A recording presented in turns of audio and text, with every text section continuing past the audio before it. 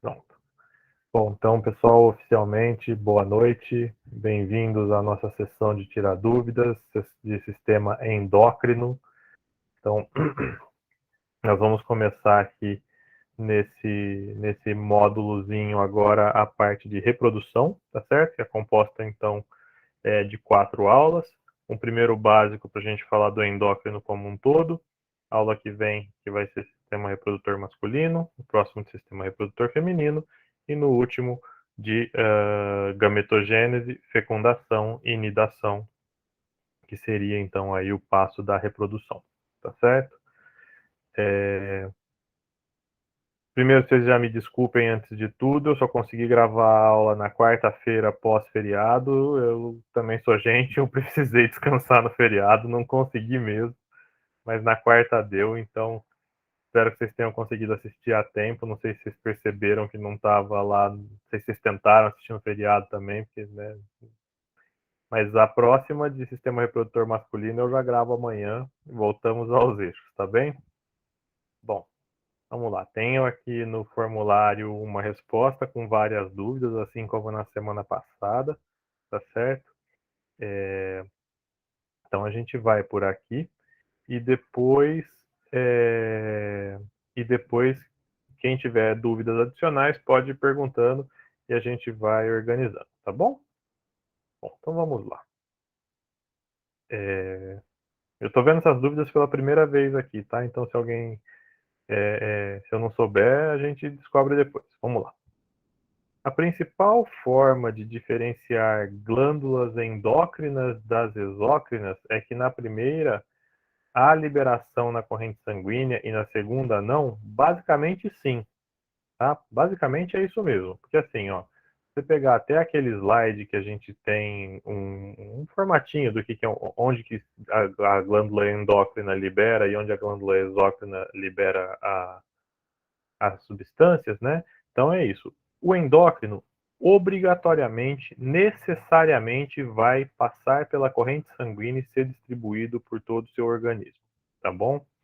A exócrina, ela já vai fazer um papel que ele pode ser maior, mas ele também, então, por exemplo, quando a gente estiver falando de glândula sudorípara, por exemplo, ela está aberta para uma parte externa do seu corpo, tá certo? E por isso que a gente chama ela de exócrina, tá? Para a parte de fora. Aí você vai falar assim para mim: Franco, essa sua conversa aí não dá muito certo, não. Vou fechar aqui que tá com reflexo, parece que eu tô iluminado na cabeça, assim.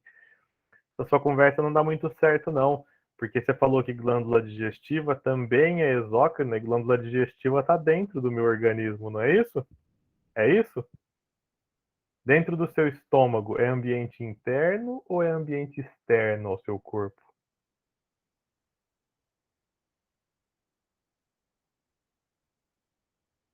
Pergunta simples. Dentro do seu estômago, nós estamos falando de ambiente externo ou interno ao seu corpo? Interno? Interno até a página meio, tá certo? Porque pensa comigo aqui, ó. Vamos imaginar um estereótipo aqui. Se a gente estivesse lá na EASH, vocês iam ver as minhas habilidades de desenho, como é que eu destruo no desenho. Mas aqui vocês vão só imaginar comigo. Pensa que vamos pensar num tronco, tá certo? Cabeça, pescoço e um tronco do ser humano. Você concorda comigo que eu tenho passando, e vou imaginar que isso aqui é um cilindro, tá certo? Passando por esse cilindro, você concorda comigo que eu tenho um tubo, começa na boca e termina no ânus? E esse tubo, ele é aberto, tanto numa parte quanto na outra. Por mais que você tenha musculaturas esfíncteres e tudo mais que seguram aqui, e fecham e tudo mais, você está falando de um tubo oco passando dentro de um cilindro fechado, tá certo? Então, dentro do seu tubo digestivo, apesar de ele estar passando por dentro do seu corpo, nós estamos falando de ambiente externo ao seu corpo, tá certo? Dentro, interno seria, né, se a gente estivesse dentro do cilindro aqui, o tubo passa por dentro do seu corpo. Mas ele é oco, ele é aberto nas duas partes. É como se você pegasse, por exemplo, pega essa vela que hoje eu tô no meu quarto, a patroa me chutou lá da sala. Pega essa vela aqui, ó. Se eu tivesse um furo que viesse daqui até aqui, você concorda comigo que o buraco dentro dela aqui, por mais que ele passe por dentro da vela, ele é um negócio que está no ambiente externo? Exatamente a mesma coisa dentro do seu tubo digestivo, tá certo? Então, glândulas exócrinas, glândulas digestivas também liberam as substâncias para a parte externa do seu corpo. Combinado? Muito bem. E necessariamente, agora vamos lá, e necessariamente, glândulas endócrinas, elas precisam liberar esse produto glandular, essa secreção, né, essa substância fisiologicamente ativa, elas vão secretar sempre no líquido intersticial, né, que é aquela substância que circunda ali as células, pode ser mais ou menos abundante, e esse lugar ele é sempre irrigado por capilares sanguíneos. A gente não chegou ainda na aula de circulatório, é só depois da P1, tá certo? Mas já vou adiantar para vocês. Os capilares sanguíneos são a menor ramificação que a gente tem do nosso sistema circulatório, e eles têm de espessura uma única célula, tá certo? Então uma célula aqui, outra célula aqui, juntando, mas a espessura deles é uma única célula. Então o que acontece? A glândula libera essa substância fisiologicamente ativa no líquido intersticial e por difusão ela passa para dentro da célula, de dentro da célula para o capilar, do capilar, corrente sanguínea, espalhando pelo resto do corpo. Tá certo? Então, simples assim para você diferenciar endócrina de exócrina. Combinado? Bom, por coincidência, a pergunta número 2 era aqui. Não ficou claro porque glândulas digestivas e salivares são exócrinas. Agora ficou? Vamos lá, muito bem. Existem células exócrinas? Olha, quando a gente está pensando nesse sistema assim, de células de coisas exócrinas, eu acho que a gente tem um pouquinho de um entendimento que tem que ser um pouquinho diferente. Né? Então, quando eu estou falando de glândula, a glândula, eu quero que você entenda que ela só serve para fazer aquilo. É para produzir aquele hormônio ou aqueles hormônios. Tá certo? Pega lá, por exemplo, se a gente estiver falando da adenohipófise. O que a adenohipófise faz na sua vida? Hormônio. Qual é o papel dela? Produzir hormônio. Agora, pega, por exemplo, uma coisa maior. Pega a sua pele. Sua pele tem um monte de funções. Ela te protege, ela te dá proteção contra ressecamento, ela te dá. Ela é a porta a barreira que você tem de contato com o mundo externo. Então, nela você tem receptor de frio, receptor de calor, receptor de tato, receptor de pressão, receptor de dor, certo? Então, dentre as muitas funções que nós temos para a pele, ela é também ela contém grupos de células exócrinas que nós vamos chamar de glândulas exócrinas, que são as glândulas sudoríparas, tá certo? Então, naquele pedaço, quando eu falo assim, ó, existem outros órgãos que têm células endócrinas ou células que produzem substâncias fisiologicamente ativas, eu quero que vocês pensem nisso. Existem várias funções que aquele órgão está fazendo. Um deles é o de produzir algum tipo de substância fisiologicamente ativa. Tá certo? Porque se você for pensar a grosso modo, ou de uma maneira até, nem grosso modo, mas de uma maneira bem refinada, mesmo as glândulas são células que produzem hormônios, tá certo? Ah, mas ela vai jogar na corrente sanguínea, então você está me falando de uma glândula? Ué, mas ela é composta por células que estão produzindo substâncias fisiologicamente ativas. A glândula sudorípara, por exemplo, é exatamente a mesma coisa. Ela está num super órgão gigantesco, um grupinho de células que tem um canalzinho ali e vai produzir a sua substância fisiologicamente ativa e jogar para fora, tá certo? Então, essas determinações de, isso é uma célula, eu acho que isso é pouco importante. Eu acho que o importante é você compreender o funcionamento. Aquela célula tem um papel de produzir determinada substância que desempenha um papel fisiológico no seu organismo, e então eu vou chamá-la de glândula. Se ela jogar para fora é exócrina, se ela jogar na corrente sanguínea é endócrina. Simples assim, tá bom? Muito bem. As ações da homeostasia são sempre involuntárias? Olha, em biologia é muito difícil você falar sempre, tudo, 100%, é garantido, né? Mas assim, a maior parte das ações do seu corpo para manter a homeostasia, elas são sim involuntárias, tá certo? Então, a gente já deu exemplo aqui outro dia de quando a gente o pH do sangue abaixa, tá certo? Lembra lá que eu falei que a gente corre, produz muito CO2, o CO2 dissocia, o H+, tralalá? Você não tem controle sobre isso. É o seu sistema nervoso autônomo que vai afetar aí a sua a sua fisiologia, tá certo? Tremer também. Mas assim, vamos pegar aqui uma situação real, né? Imagina que a gente está lá na IASH, plena quarta-feira, sexta-feira à noite, só que nós estamos em junho, aquela friaca, aquele vento que corta até a sua alma, tá certo? Muito bem.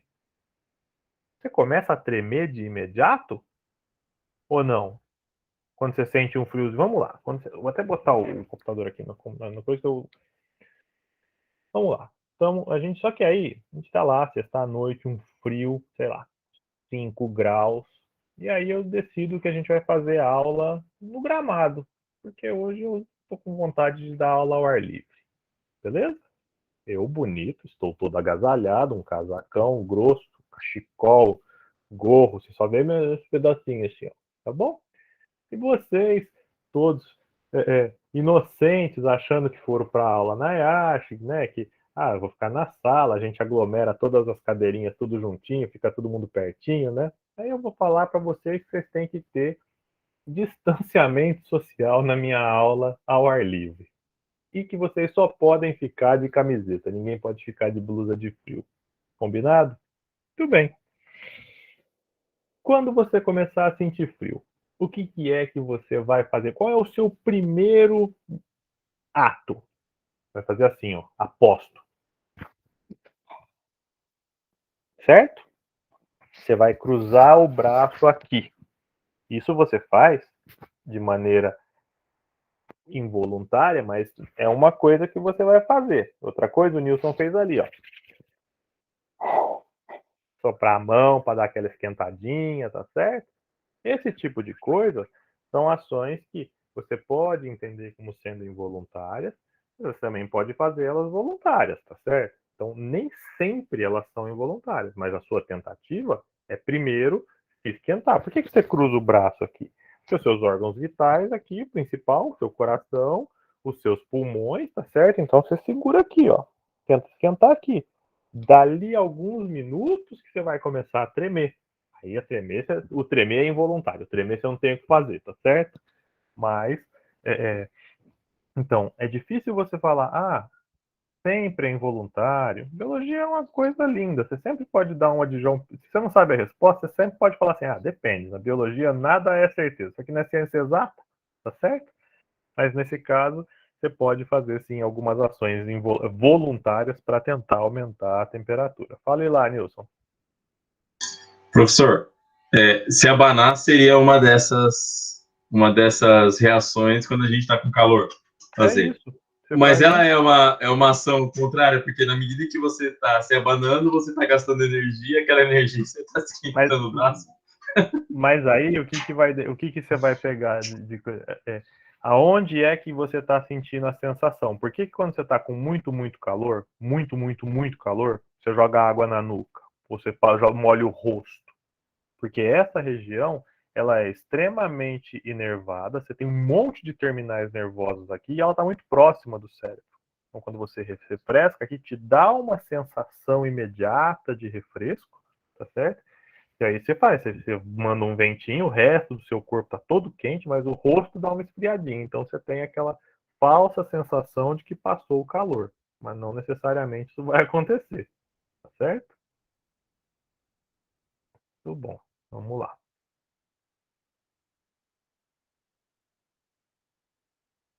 O tempo entre a detecção do parâmetro, abre parênteses, para regular a temperatura, por exemplo, alterado e os ajustes realizados para controlá-lo é sempre rápido?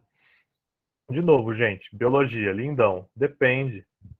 Depende. Porque assim, ó, se você pegar alguma coisa que está mexendo na homeostasia, então vamos supor uma coisa muito simples. Alterou o pH do sangue. Baixou o pH do sangue. Você fica ofegante, basicamente, no mais ou menos no mesmo instante, tá certo? Quem é pouquíssimo atlético como eu, se eu der aquele piquezinho do Titanic na biblioteca, eu vou ficar bufando até amanhã. Porque eu acho que o pH do meu sangue vai voltar nunca ao normal, certo? Mas é meio que imediato, porque é um parâmetro que vai me afetar de uma maneira muito contundente. Por quê? A, a grande quantidade de CO2 no sangue quer dizer que os meus músculos estão consumindo muito oxigênio, e se eu não fizer uma circulação muito rápida e uma oxigenação muito rápida desse sangue, essas células vão começar a ficar privadas de oxigênio, vão entrar lá na nossa respiração anaeróbia, vai produzir ácido lático e em algum momento, se privar muito tempo desse oxigênio, algumas células vão começar a morrer, tá certo? Então, é um desvio do parâmetro que exige uma resposta muito rápida. Concorda? Agora, quando você está com sede, você precisa beber a água agora? Mas agora você não vai dar. Não. Oh, eu estou com sede, mas eu vou chegar num lugar que tem uma água para beber daqui 40 minutos. Você morre? Não morre, você fica com dor de cabeça lá. A Carol tem até uma aguinha ali, ó. Você fica com dor de cabeça, você fica de mau humor, tá certo? Você sente várias funções de desidratação, a boca fica seca, mas você não precisa fazer, né? E outra coisa, quando você beber a água, você mata o negócio imediatamente, tem um tempo, tá certo? Para o seu corpo se ligar que você está novamente hidratado. Então, esses pontos de ajuste, eles sempre vão depender um pouquinho da gravidade. Ô, vai lá, Luan, eu espero, pega a água lá. É, vai depender um pouquinho do quão prejudicial a fuga do parâmetro pode ser para o seu organismo, tá certo? Então, esses pontos de ajuste eles vão variar. E mesmo o tempo que eles levam para ajustar, tá certo? Vamos pegar de novo aqui um exemplo, voltar na temperatura ali. Se você baixar a temperatura muito rápido, ficar muito tempo exposto ao frio, dependendo, dependendo do grau do frio, é pior do que você ficar exposto ao calor, tá certo? Então, você começa a tremer muito mais rápido que você começa a suar. Pode prestar atenção. Então, isso vai variar aí, sempre de acordo com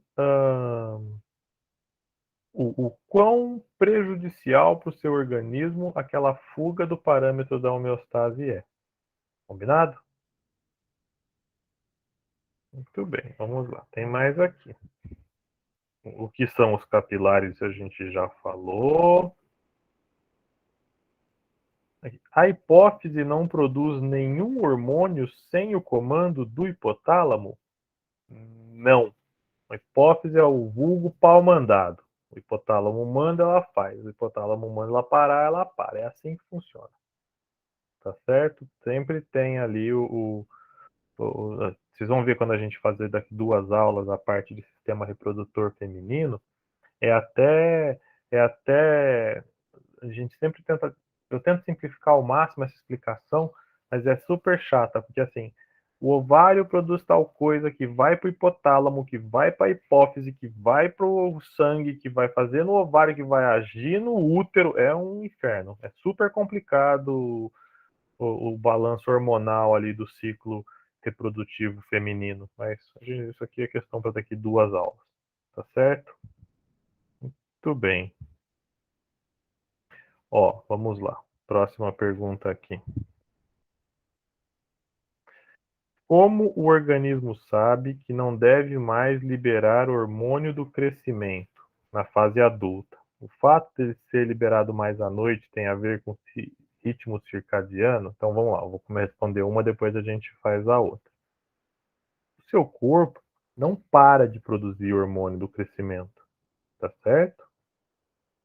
Ah, professor, mas eu não cresço mais. Mas quem te disse que o seu crescimento tem a ver só com esse hormônio?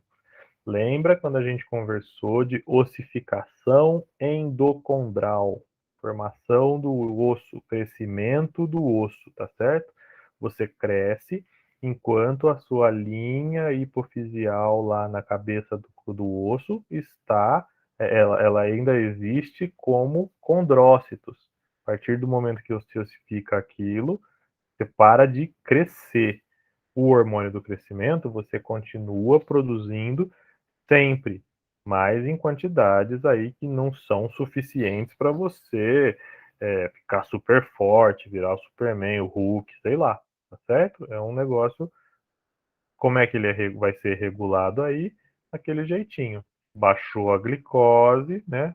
Baixou a glicose, logo baixa a insulina, isso vai estimular o hormônio liberador, que vai estimular a hipófise, vai liberar a GH. Ah, tem muita glicose? Tem muita glicose, tem muita insulina. Tem muita insulina, vai inibir lá. Agora, esse não é retroalimentação, né? Um hormônio inibidor e um hormônio liberador. Vai liberar o hormônio inibidor do GH, a hipófise para de produzir, aí cai o nível de GH. Mas isso acontece todo dia. Inclusive, tem algumas dietas que elas são baseadas nessa conversa aí. A tal do jejum intermitente funciona assim. Como que vai funcionar o tal do jejum intermitente? Você vai passar períodos de alimentação onde você vai ter janelas sem se alimentar, tá certo? Isso vai fazer com que a glicose diminua e a insulina também nesse período. Se tem baixa insulina, o que seu corpo vai fazer? É liberar hormônio de crescimento. Quando você começar a ficar com fome, onde que esse hormônio do crescimento vai agir? Primeiro, vai quebrar glicogênio, vai quebrar célula de gordura, tá certo? E em casos muito extremos, ele vai quebrar proteínas quando você está morrendo de fome, tá certo? Mas, então, ele vai primeiro gastar aquela sua reservinha e depois vai entrar na quebra da gordura. Então, você passa períodos muito longos sem se alimentar, onde a insulina vai estar baixa, a insulina baixa aumenta a liberação do GH e o GH vai entrar naquele ritmo de aumento de metabolismo das células, inclusive degradação de células de gordura, tá bem? Então é assim que ele funciona. E por que ele é liberado principalmente à noite? Porque ele tem, eu não sei te dizer se ele tem a ver com o ritmo circadiano, mas a explicação mais óbvia é porque à noite você não está comendo, tá certo? Não sei que você faça como eu, que acorda 3 horas da manhã e vai dar uma boa noite geladeira. Tava com saudade de você. Vem cá, meu docinho de chocolate. Enquanto vocês fazem isso também, não faz? Vai lá dar uma roubadinha de um brigadeiro? Duvido, duvido. Um brigadeirinho lá, assim, na geladeira. Você acorda 3 da manhã, vai fazer aquele xixi. Aí você fala assim, putz, xixi, vou ter que tomar água. Você vai na água e você fala assim... Eu cortei o açúcar da dieta o máximo possível, professor. Ah lá. Aí você vê aquele brigadeiro na geladeira te olhando, assim, você olha pra ele. Mas aí eu vou quebrar. Ó, eu juro, uma vez eu fui lá, o brigadeiro até sorriu pra mim quando eu abri a geladeira. Ele fez assim, oi. Não dá pra deixar o cara lá todo desamparado, assim, velho, o brigadeiro me passou uma cantada, é verdade. Eu falei, ia estar dormindo, vem cá, brigadeiro, vamos lá. É assim, não tem conversa. Vamos lá. Vamos continuar aqui.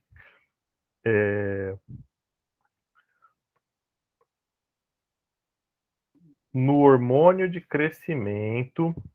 Não, desculpa, peraí, tem uma antes.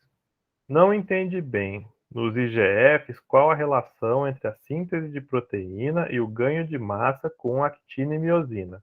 Tudo bem, gente. Lembre-se que a gente falou lá na aula de sistema muscular. Célula muscular não se divide.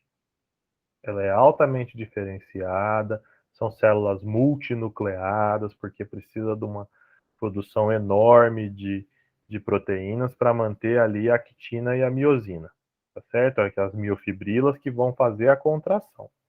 Mas, apesar daquela célula não se dividir e gerar novas células, o que ela vai fazer, aumenta de tamanho. É isso que é a tal da hipertrofia muscular, tá certo?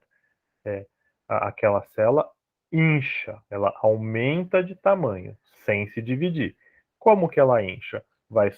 Não é só com água que vai entrar dentro dessa célula. Por quê? Senão você não ganha força muscular. Como é que você tem força muscular?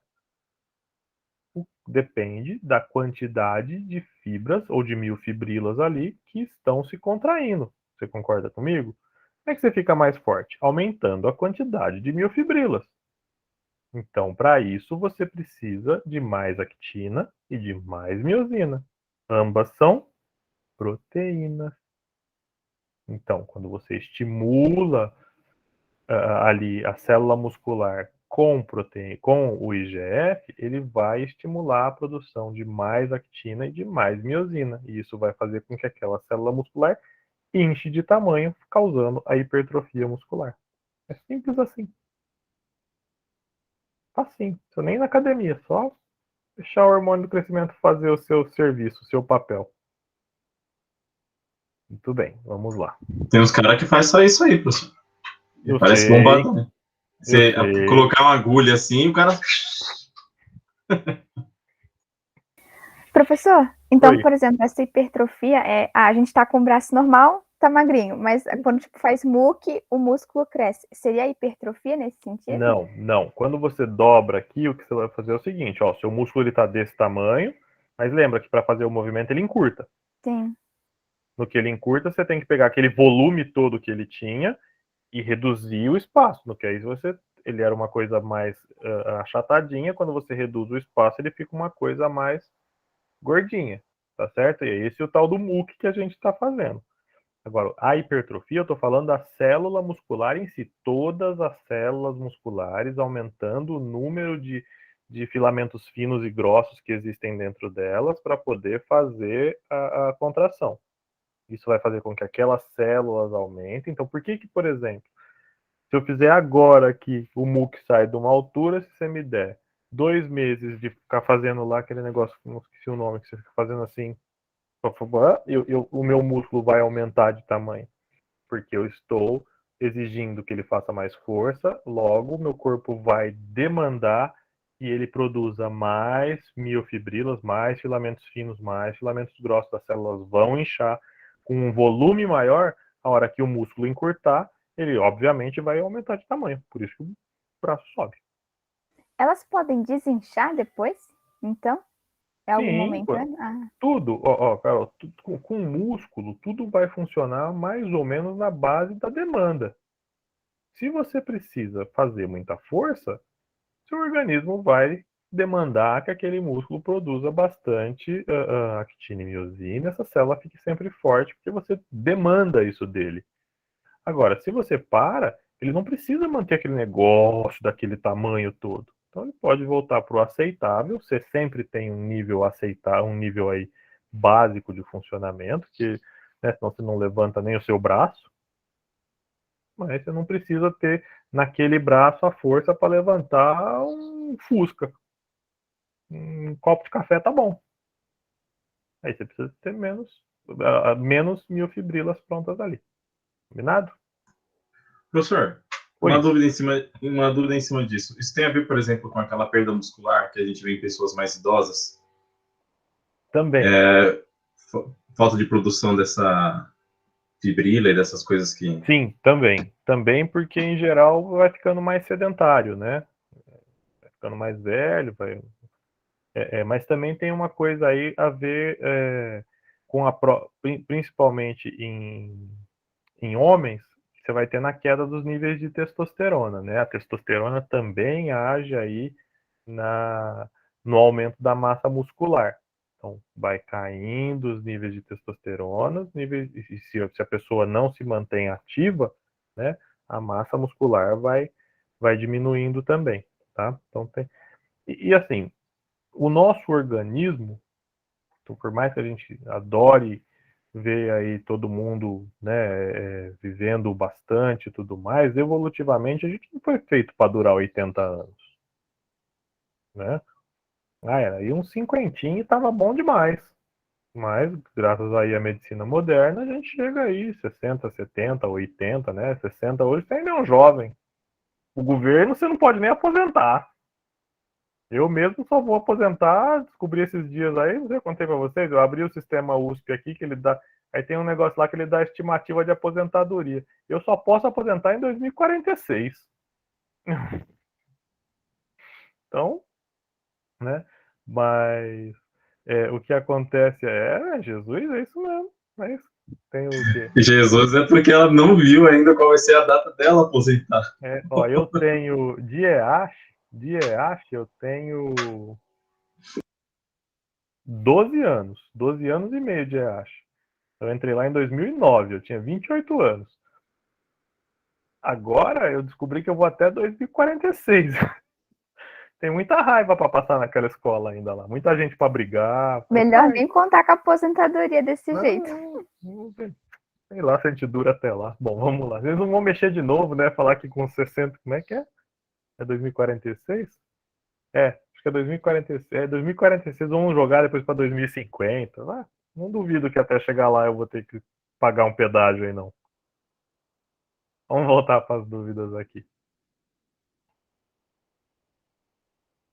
Essa talvez, viu, Renata? Essa talvez tenha, mas as pandemias, acho que a gente ainda vai encontrar algumas aí pela frente nos próximos anos. Ai, nem quero pensar. Vamos lá. Tem uma pergunta se no hormônio de crescimento e no hormônio da tireoide não há retroalimentação positiva. Pessoal, lembrando, retroalimentação positiva é aquela que reforça a ação do que está do estímulo, tá certo? Então, a positiva, lembra, é aquela da excitação sexual, é aquela do parto do bebê, a gente quase não tem ali hormônio que funcione com retroalimentação positiva. A retroalimentação negativa, aí ela existe, ela é mais comum, tá? No caso de hormônio de crescimento, você não tem a retroalimentação positiva ou negativa, porque o que regula a liberação do hormônio liberador e do hormônio inibidor é a quantidade de insulina. Insulina está baixa, libera GH, insulina está alta, não libera GH, tá certo? Então, isso não é um mecanismo de retroalimentação. No caso dos hormônios da tireoide, esses sim fazem uma alça de retroalimentação negativa lá na hipófise. Então, como é que vai funcionar? Na hipófise não, no hipotálamo, desculpa. O hipotálamo percebe que você tem poucos hormônios da tireoide na corrente sanguínea. Ele lança o TRH, que vai lá na hipófise estimular ela vai liberar o TSH, que vai lá na sua tireoide, e a tireoide vai liberar T3 e T4.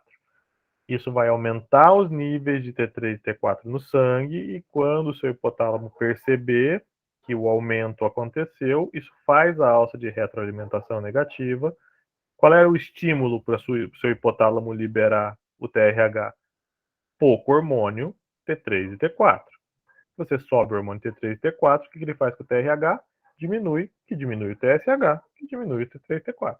E aí você vai diminuir a liberação desses hormônios no sangue, tá certo? Então pensa sempre que tá faltando tal coisa, desencadeia uma resposta. Ah, tal coisa chegou, posso parar essa cadeia que eu desencadeei. É mais ou menos assim que vai funcionar a alça de retroalimentação negativa, tá certo? Fome. Tá com fome. O que você vai fazer quando está com fome? É comer. Sua fome vai aumentar? Não, sua fome vai diminuir. Então a comida te dá uma alça de retroalimentação negativa na sua fome. O estímulo era fome. Qual foi a sua ação? Comer. O que se comer fez? Matou a fome. Matou a fome, parou o estímulo. Você vai comer mais? Você pode comer mais, mas aí é gula. Você não precisa mais Professora, eu disso. tinha ficado confusa, porque, por exemplo, olhando no hormônio do crescimento, a gente tem algo parecido, né? Porque também ele aumenta a quantidade e diminui a quantidade de hormônio, né? Então acho que foi nisso que eu me perdi sobre a diferença entre um e outro. Mas é que aí, Carol, você tem que pensar no estímulo. O que é que está causando o estímulo de liberação e inibição de liberação de tal hormônio? O estímulo para o GH é a insulina. Mas o fato de você liberar a GH não mexe na sua insulina. Percebeu? Insulina, desculpe, é a glicose. O fato de você liberar a GH não mexe na glicose sanguínea.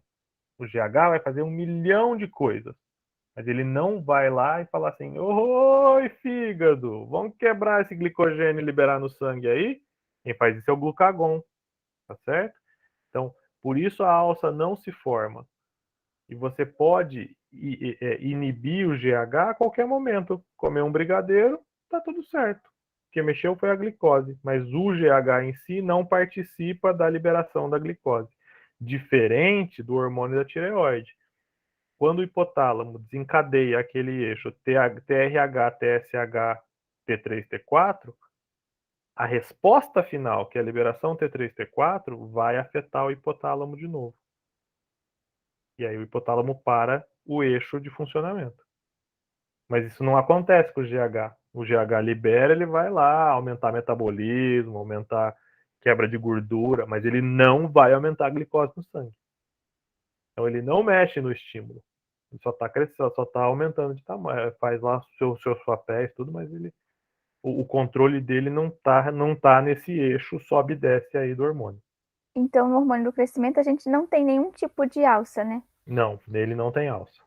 E no da tireoide, só uma alça negativa. Negativa. Dos hormônios que a gente tem, só a ocitocina que vai ter o positivo aqui desses que a gente abordou. Tá? Que é na hora do parto do bebê. Mas mais que isso, todo o resto que tiver algum tipo de alça é sempre uma alça negativa.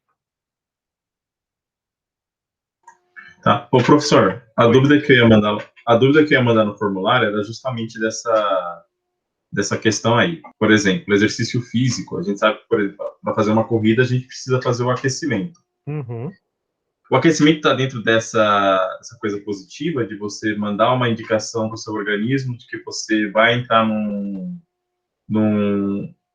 sei lá, vai aumentar seus batimentos cardíacos, por exemplo, e que ele precisa dar um jeito de manter a homeostase ali, não tem nada a ver. Eu acho que não. Eu não vou te falar com certeza porque eu não sei, mas pensando aqui dentro das suas colocações, esse aquecimento ele é mais ou menos assim, ó. Pensa, você está sem fazer nada de exercício, seu músculo está lá todo meio pastelando. De repente você vai pegar um bagulho de 200 quilos e levantar.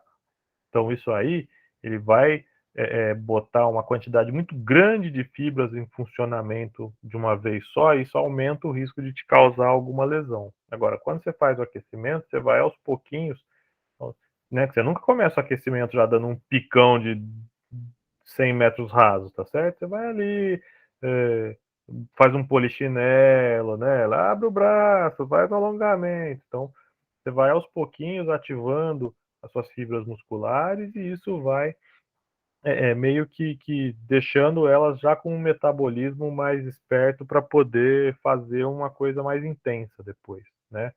Então, mas eu não diria que isso é um feedback, é só uma preparação para você diminuir o risco de lesão. Certo? Certo. E aí outra questão, por exemplo, na corrida, o nível de batimento cardíaco fica ali em torno de 160 batimentos por minuto, né?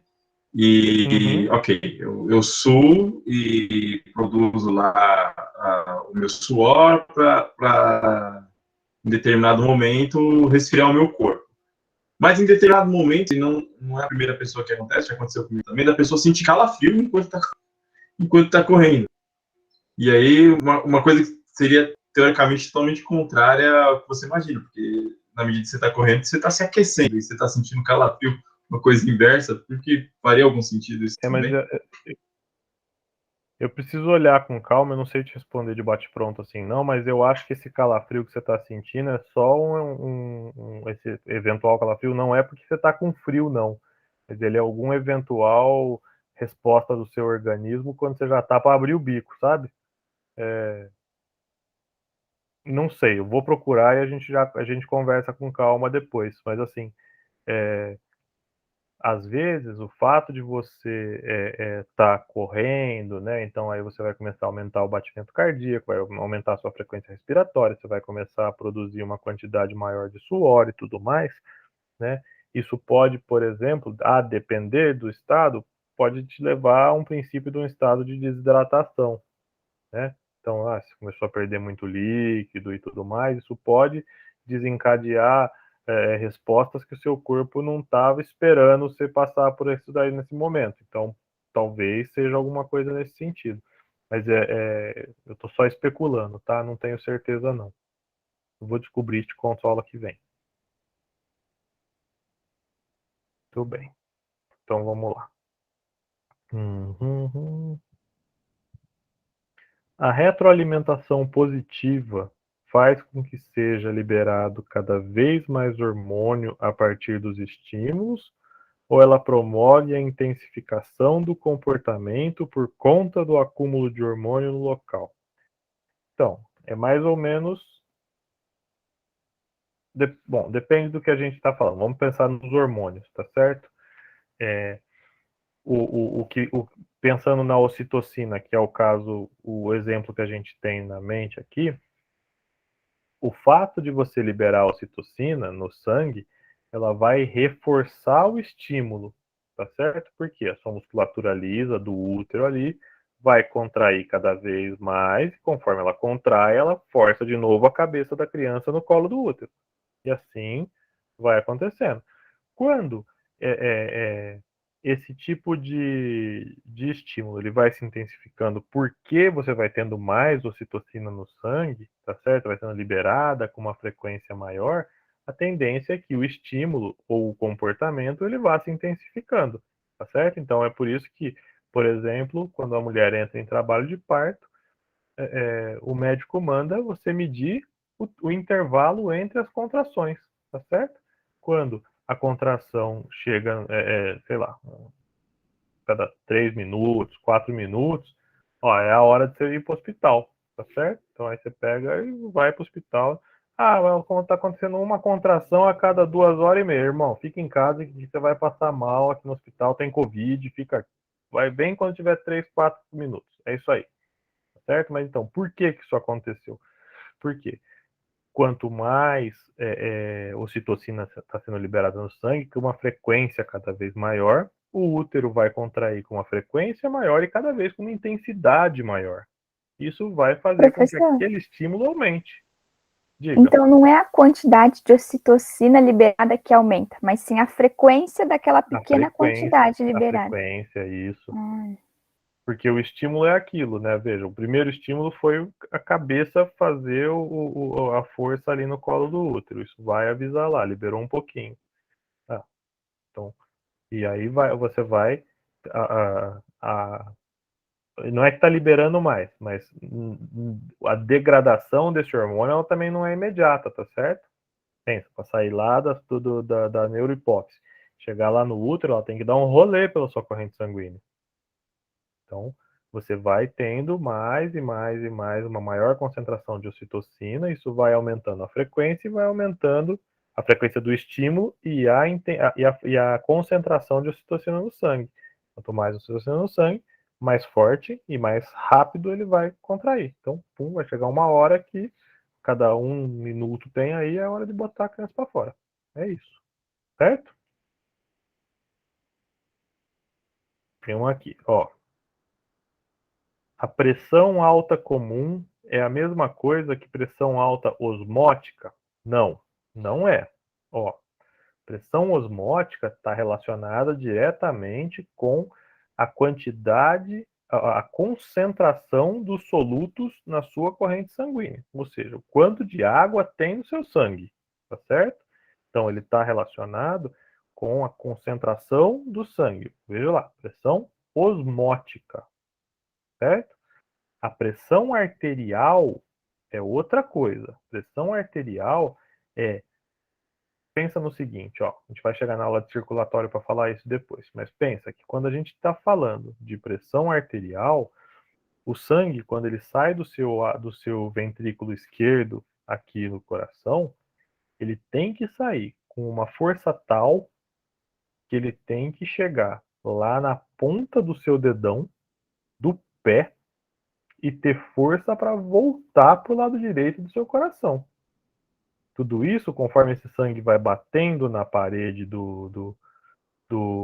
das suas artérias, o atrito faz com que ele perca energia. Perdendo energia, ele perde velocidade, tá certo? Então, o que acontece é que quando ele sai do coração, ele é ejetado numa força muito grande. Essa é a pressão que a gente mede. Quando você bota o aparelhinho para medir aqui no braço, o que ele mede? Primeiro é a força, a pressão com que o sangue sai do ventrículo esquerdo. Então, quando o sangue está saindo do ventrículo esquerdo, ele sai com uma pressão de, o pessoal fala 12 por 8, mas não é, 120. 120 milímetros de mercúrio, mais ou menos aí, né, que é o parâmetro que nós temos de uma coisa populacionalmente mais normal. E quando o seu ventrículo está enchendo, então, porque você não pode só jogar sangue para fora, tá certo? Você tem que encher, esvaziar, encher, esvaziar, encher, esvaziar. Então, quando ele esvazia, a pressão é 120. E aí, nesse momento em que ele está enchendo, a pressão dentro da sua artéria é de 80 milímetros de mercúrio. Então, ele faz 120, 80, 120, 80.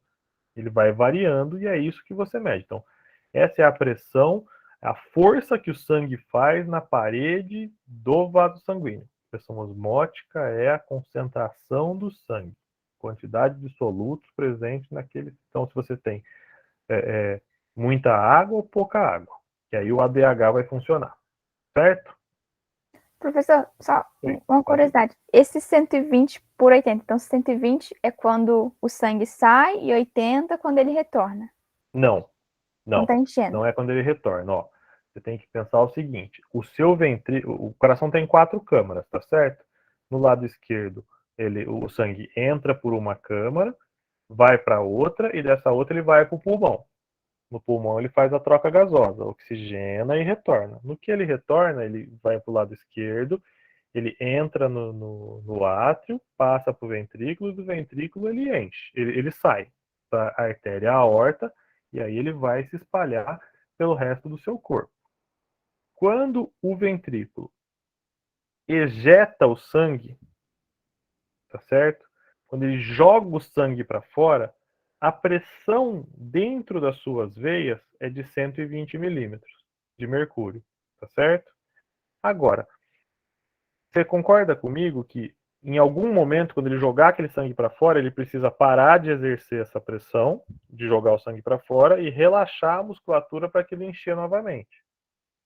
Nesse momento em que o ventrículo está enchendo, a pressão dentro da artéria cai para 80 milímetros de mercúrio. Porque você não está mais jogando coisa lá dentro, você deu aquela relaxada, mas o sangue continua exercendo uma pressão, e essa pressão é de 80 milímetros de mercúrio. Certo? Muito bom. Então, aqui é aula de medicina por tabela, né, professor? Aula de enfermagem. Sabe que quando eu fiz meu concurso para a EASH, foi em 2008, né? Na minha banca estava o Marcos Rara. Marcos Rara foi banca do meu concurso, né? Aí ele virou para mim e falou assim: Thiago, tô vendo aqui, né? Você é geneticista, você trabalha com abelha e tal, mas, meu amigo, nesse concurso que você vai passar, você vai ter que dar aula de biologia do corpo humano, tudo bem? Eu falei, meu amigo, antes de ser geneticista, eu sou biólogo. Eu tive aula disso aí. E a disciplina ficou comigo para sempre. Então, mas eu tive que aprender muito. Todo ano, antes de dar aula para vocês, eu preciso estudar o capítulo de novo. Porque não é uma coisa que está corriqueira na minha mão, né? Mas muita coisa facilita, assim. Mas quando eu fui a primeira vez que eu fui dar biologia do corpo humano, em 2009, pra vocês terem uma ideia, eu entrei na graduação em 1999. E anatomia humana era no primeiro semestre, ou seja, fazia 10 anos que eu tinha visto a aula de anatomia. Anatomia e fisiologia humana, porque as outras fisiologias que eu tive na graduação era tudo fisiologia animal, mas era comparada, tipo a pressão sanguínea na baleia, sabe? Porque que então era outra conversa, outra pegada. Então tive que aprender tudo de novo para dar aula para vocês. Mas quebra o galho, acho que quebra o galho. Vamos lá, pessoal. Última dúvida que tem aqui, ó. Se a alta pressão sanguínea, alta pressão osmótica, hein, gente? Pronto, é a confusão mesmo. Se a alta pressão sanguínea gera a liberação do ADH, porque um dos efeitos dele é aumentar a pressão sanguínea através da constrição. É porque a gente está falando de pressões diferentes. A alta pressão osmótica vai tirar aqueles capilares, aquele sangue mais periférico e vai concentrar ali na parte, nos leitos, no leito vascular maior, e isso vai pegar meio que uniformizar, né? Aquele sangue que está lá na pontinha, que tem um pouco mais de água do que soluto e tudo mais, aí você concentra tudo, dá uma balanceada aí, ou uma tentativa de balancear. Né? Você vai resolver isso mesmo quando você tomar água. Essa é a real. Né? Mas, de qualquer maneira, o ADH vai agir contra esse agravamento da situação. Tá bom? Então, são pressões diferentes aí que a gente está falando. Certo? Bom, pessoal, no meu formulário, acabou. Mais dúvidas aqui? Como estamos?